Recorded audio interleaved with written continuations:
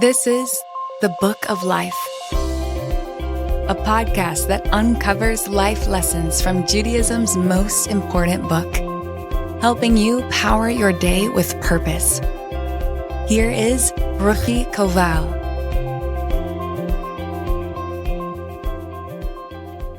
A long time ago, when my daughter was a precocious preschooler, we had a special nickname for her, the unbribable one. We could not get that kid to do what we wanted, no matter what our carrot and stick combination would be. She would shrewdly assess the benefits and downsides and often determine that it was simply worth it for her to continue doing what she wanted and absorb whatever the consequences were. As you can imagine, this made our parenting journey wildly enjoyable for all concerned.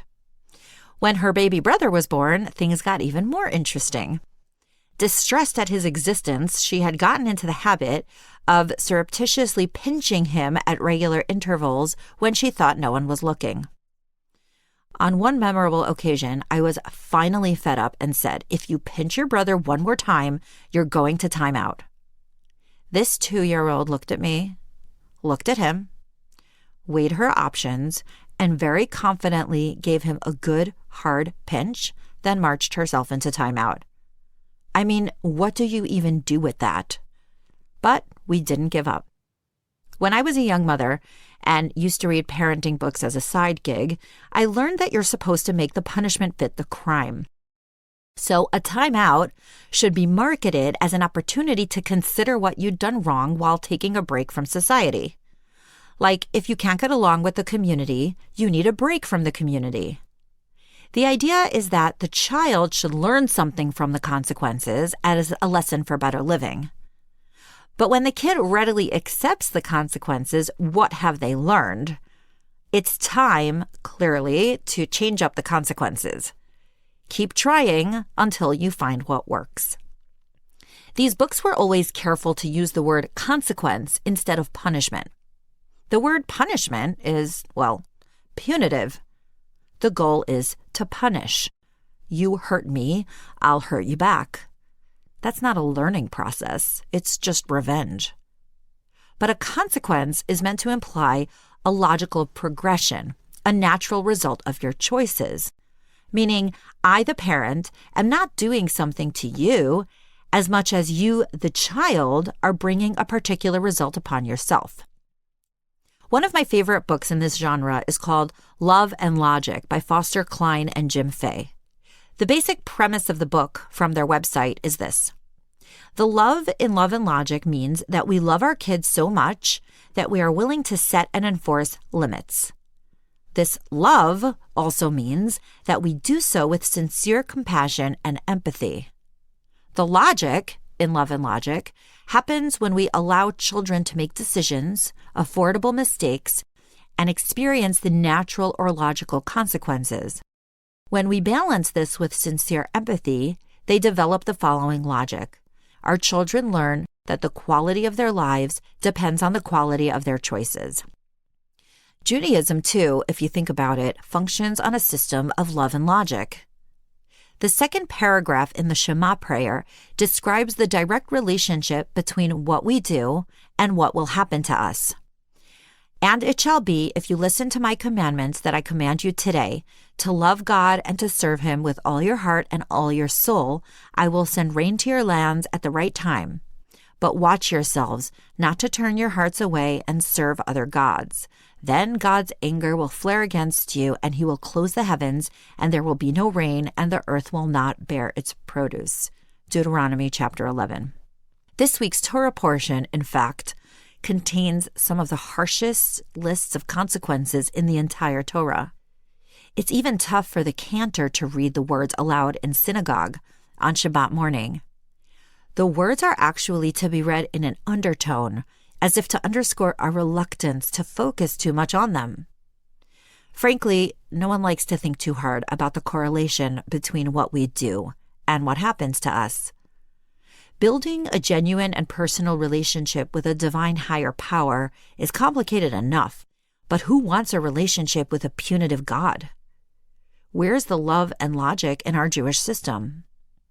The truth is that we as human beings unwittingly enter this world with a lot of entitlement. We forget that everything we have, from our bodies to our minds, to our families, to our resources, to our talents, are all due to God. So we kind of operate under something of a delusional sheen of self-congratulation for the things we accomplish in this world. The rain that falls, the food we eat, the sun that shines, the lungs that breathe, all of these are gifts from God, free gifts that we did not necessarily even earn. Then, when something goes awry, we get panicky and angry. Why me? Why God? Why this? Why now? All the gifts we have are due to God's love. He loves us enough to shower us with blessings for free, and He loves us enough to set limits. Here are some of His limits. For the most meaningful and purposeful life, be a person of gratitude. Remember that God runs the show. Remember to thank Him daily. Remember to do acts of kindness for God's creatures in this world. Remember to give back. Remember to pay it forward. Remember to be a person of integrity. Remember to tell the truth. Remember Shabbat. And on and on.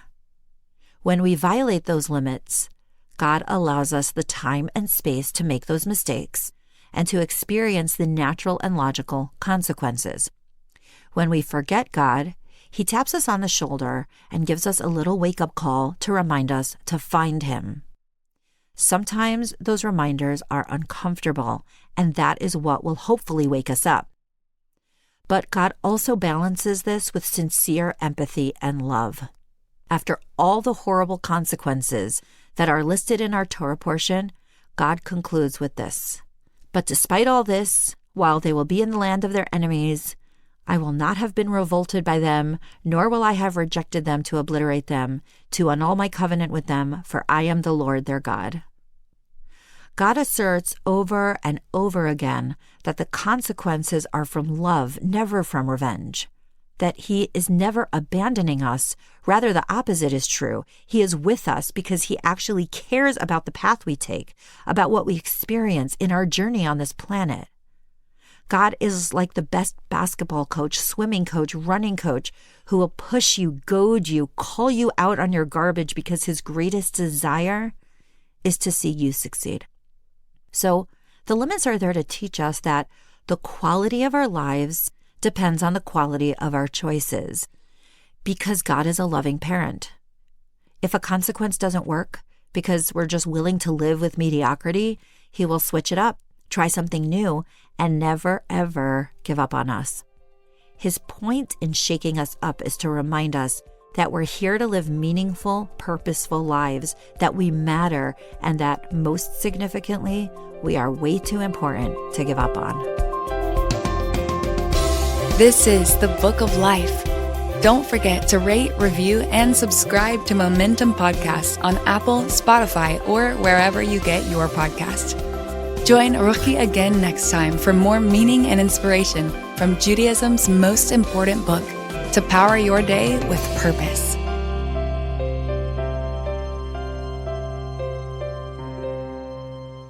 You're listening to a Momentum Podcast. For unlimited inspiration, wisdom, and empowerment, visit MomentumUnlimited.org.